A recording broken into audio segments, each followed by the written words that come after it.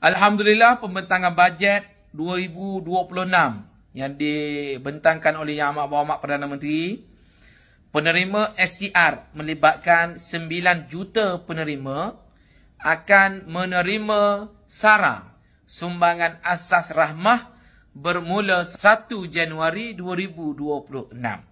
Jadi kepada penerima STR, anda secara automatik boleh mendapatkan keperluan barangan dapur di mana-mana kedai runcit yang berdaftar dengan MyKasih.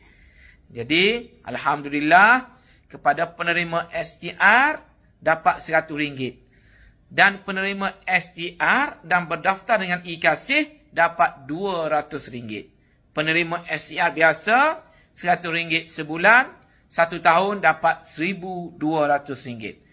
Penerima STR yang berdaftar dengan iKasih dapat RM2,400 setahun.